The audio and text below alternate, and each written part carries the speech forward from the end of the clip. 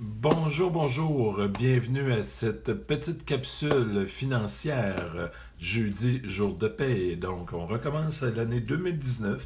Je n'avais pas fait la semaine passée, je crois, ou je suis peut-être venu faire un petit coucou, je m'en souviens même pas. Ça a été une très belle semaine que j'ai fait mon défi de 5 jours, donc c'était ma lumière vient de lâcher. J'espère que vous me voyez bien pareil. Donc, c'était un 5 jours de défi, un coaching de groupe gratuit que j'ai fait carrément. Je vais reparler du coaching là, qui est payant, la version payante là, jusqu'à la fin de l'année. Mais j'ai adoré l'expérience. C'était la première fois que je le faisais. Ça faisait longtemps que je mijotais, je peaufinais quelque chose dans ma tête et je pensais le faire de façon présentielle, donc devant public, dans une salle et tout. Mais là, maintenant, avec le monde merveilleux virtuel, j'ai pu là, faire le lien entre les deux et j'ai vraiment adoré cette expérience. Aujourd'hui, comment savoir si j'ai trop de dettes? On est dans la fameuse 3e semaine, hein? Même si le premier était un mardi, le 3e lundi du mois était comme considéré, c'est lundi le 21, nous sommes le 24 janvier. Donc, ce fameux 3e lundi a certaines répercussions. Hein. Les résolutions commencent à planter parce que on commence à travailler, la routine, le boulot de dos travail a recommencé. Donc, les résolutions, les belles pensées et tout ça viennent beaucoup diminuer. C'est à ce moment-là qu'on reçoit pas mal aussi, dans cette semaine-là, nos fameux états de compte de carte de crédit. Oh là, ça, on vient dire, ça a été agréable pendant le temps des fêtes, rencontrer la famille et tout. Et là, on reçoit, oh, je vois une main qui arrive, quelqu'un, mon coco qui s'en va. Jour de congé pour mes enfants aujourd'hui, il fait pas tellement mauvais dehors, mais certainement des petites rues en campagne. Ici, 138, c'est quand même assez dégagé, mais sûrement des petites rues moins achalandées, qui ont moins de services pour le sel et le sable, doit être très glissant. Donc, les écoles dans le comté de Portneuf, il y en a plusieurs de fermées. Donc, les autos de compte sont arrivés, donc ça refroidit aussi le côté des résolutions et l'idée de dire, j'ai de la difficulté dans mes finances, faut que je paye maintenant. J'ai voulu faire plus que prévu pendant le temps des fêtes. Les petites voix, là, on voit souvent des fois dans des émissions le petit démon, le petit ange à côté qui dit tu le mérites, l'autre dit fais attention. Tu sais que ta situation financière est peut-être pas bonne. Donc, peut-être que le petit démon a gagné pendant le temps des fêtes. Tu le mérites, ça arrive une fois par année, la famille et tout. Peu importe les circonstances, on arrive dans cette période-là de l'année et on me demandait de poser quelques questions et c'est un peu le sujet global que je veux parler aujourd'hui. Comment fait-on pour savoir si on a trop de dettes? Et d'un, ma fameuse statistique que je prône et que je dis de plus en plus, 19 personnes sur 20 ont des dettes. Déjà là, on a 19 personnes sur 20 qui sont endettées. Mais comment est-ce qu'on fait pour savoir? Allô, ma coquine. Hein, c'est ma petite fille qui est en congé aussi avec son nouveau manteau qui est un petit peu de moignou, menu dessous. Ça va bien? Oh, elle a même fait un beau chignon. Oui, merci beaucoup. Donc, 19... Donc, 19 personnes sur 20 ont des dettes. Déjà là, est-ce que c'est des bonnes ou des mauvaises dettes? Hein? On pourrait déjà se poser la question, est-ce que ça existe des bonnes dettes? Est-ce qu'elles sont tous mauvaises? Rapidement, pour faire un couteau entre les deux, entre bonnes et moins bonnes, dès qu'on emprunte et qu'on gagne quelque chose, et que ce qu'on gagne est plus élevé que qu'est-ce que ça nous coûte comme intérêt, ça serait théoriquement une bonne dette. Exemple, j'emprunte 1000 $ pour le placer et mon taux d'intérêt que je gagne, sans trop parler d'impôts, est plus élevé que le taux d'intérêt que je paye. Difficile à trouver.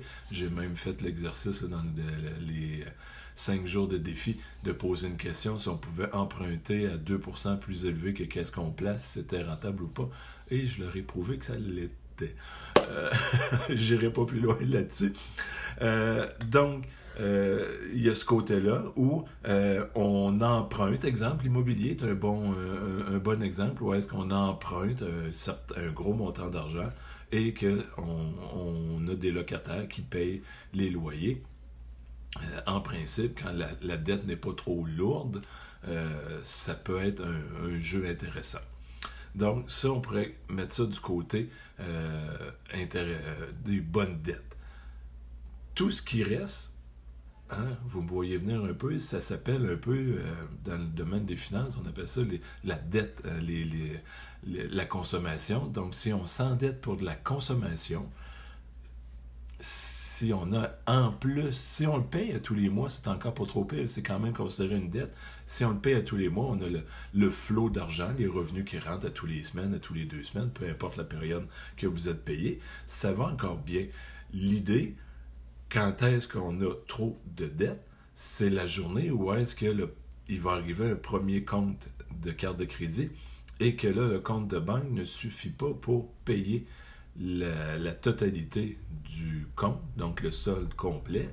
Là, il y a une cloche qui devrait sonner. Vraiment, là, il y a une cloche qui devrait sonner en disant il y a quelque chose qui ne marche pas quelque part dans mon système, dans ma façon de fonctionner, dans ma gestion financière de base, il y a quelque chose qui cloche. Donc, c'est la réponse à la fameuse question, comment fait-on pour savoir si j'ai trop de dettes? C'est lorsqu'on arrive à un paiement soit serré, même si on n'arrive pas au stade où est-ce qu'on n'est pas capable de le payer, mais on est serré puis qu'on doit couper dans d'autres choses pour le payer.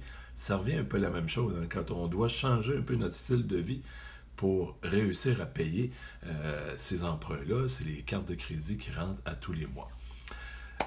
Donc, c'est ça. Si vous avez la difficulté, j'ai parlé tout à l'heure du défi de 5 jours, si vous avez la difficulté que vous aimeriez en 2019 améliorer votre situation financière et surtout, la bête noire, j'en parle, c'est souvent le terme que je parle des cartes de crédit, un peu des dettes et tout. Si vous voulez vraiment avancer dans ce domaine-là, vous améliorer dans votre année, si ça faisait partie de vos résolutions de 2019, d'enfin améliorer votre situation financière, bien, il faut y aller, il n'y a pas 56 chemins, il faut apprendre quelque chose, de nouvelles choses, soit y aller par des volumes, soit y aller par de la formation. Moi, je vous recommande fortement ma formation que j'ai enregistré en coaching, donc le financier, PHYNINCIER.com/coaching. Donc, c'est vraiment là, mon élément là, qui est, je dirais, mon top du top pour le moment, parce que c'est 90 minutes de belle information que je passe 4 sujets vraiment bien définis. Vous pourrez le voir là, sur cette page-là de quoi je parle. Et ce que je vous dirais, ceux qui ont déjà investi pour améliorer leurs finances, qui ont déjà écouté cette fameuse formation-là de 90 minutes que je vous recommande. J'attends, la semaine prochaine, je dois rencontrer mon bon copain qui a fait 2 ans d'actuariat. J'ai une idée en tête où est-ce que déjà à la base d'investir en vous pour améliorer vos finances, vous êtes déjà gagnant en partant. Mais je suis en train de penser à un genre de retour, soit que les gens réfèrent cette formation-là qui est de retour. Donc, il y aurait un retour sur investissement, je dirais. Donc, ça pourrait devenir quand même assez payant de ce que je suis en train de calculer. Et au bout de tout ça, je suis même prêt, là, à partir de janvier, là, c'est commencé, de prendre un 5$ là, par formation qui sera vendu dans un projet, mon fameux projet où est-ce que je veux que les étudiants ici au Québec, dans les cégeps, aient mon livre sur les finances que j'ai écrit en 2014. Non, ça, c'est celle-là, ma coquette. Ça, c'est mon 2e sur la gestion du temps. Mais à la base, mon premier livre sur la gestion des sous, que tous les étudiants du cégep l'aient en main pour partir. Coquine. Puis pas à l'école, où t'es froide en plus, est allé à l'extérieur. Oui, mais Dieu n'a pas répondu. Non, tantôt, tu retourneras le voir.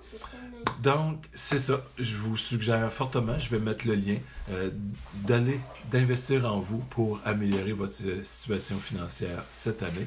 Et, comme je dis, je dois rencontrer mon copain actuaire qui a fait un actuariat pendant 2 ans, qui va comme me valider si mon idée, je pense qu'elle est bonne. J'ai mis quelque chose sur une feuille Excel, mon petit côté folie, je dirais, mais qui est quand même possible, je crois. Et si ça l'est, ben, ça peut être très intéressant. Comme je disais, à la base, c'est déjà une belle formation qui va vous donner un bon coup de pouce pour améliorer vos finances. Mais s'il y a un retour en surplus, ben, pourquoi pas. Sur ce, ben, je vous souhaite une agréable fin de journée en ce jeudi. Nous sommes le 24 janvier. Oui, tu veux que je le montre? OK. Ma copine, coquine de petite fille a fait un beau dessin ce matin, une petite licorne, et je vous le présente ici. Et vous m'enverrez vos commentaires si vous trouvez ça beau, et je lui transmettrai vos bons commentaires. Comme quoi? Alors, sur ce, une agréable fin de journée. Et ça aussi, entre le 1 et le 2. Une belle fin de journée et on se revoit normalement jeudi prochain, jour de paye. Bonne journée.